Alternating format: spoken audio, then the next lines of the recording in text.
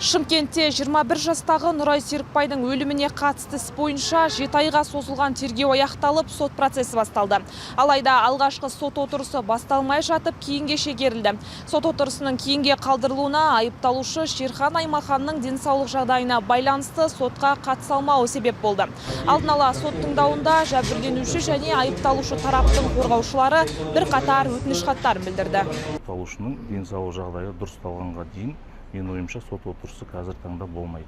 Оған дейін барлық тергеу әрекеттеріне сотталушы толық қатысып жүрген.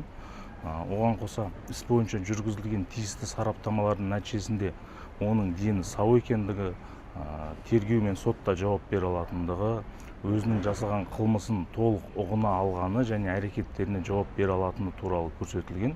Сол себепті қазіргі таңда мен мынау анықтаманы көзбен көрмегеннен кейін кішкене күмәнмен қарап отырмын бұл жерде. Алдын ала сот тыңдауында айыпталушы Шерхан Аймаханның адвокаты қылмыстық істі алқа билердің қатысуынсыз қарау туралы өтініш хат берді. Өз кезегінде жәбірленуші тараптың адвокаты Аянхан Омаров сот процесінің барынша ашық әрі жария түрде өтуін сұрап, сот отырысын тікелей эфирде көрсетуге рұқсат беруді талап етті.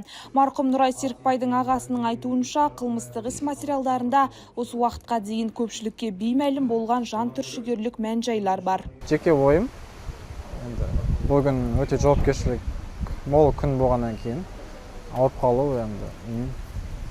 сәйкестік деп әр адам әртүрлі түсінеді, бірақ бәрін біліп тұр деп ойлаймын.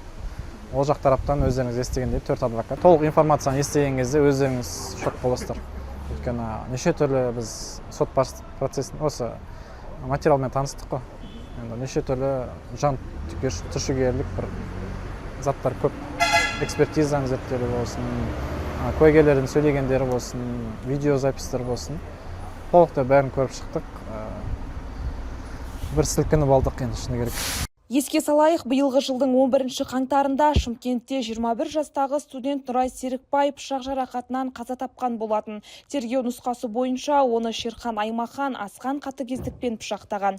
Айыпталушы Шерхан Аймаханға Қазақстан Республикасы қылмыстық кодексінің бірнеше бабы бойынша айып тағылып отыр. Сот отырысының қашан жалғасатыны әзірге белгісіз.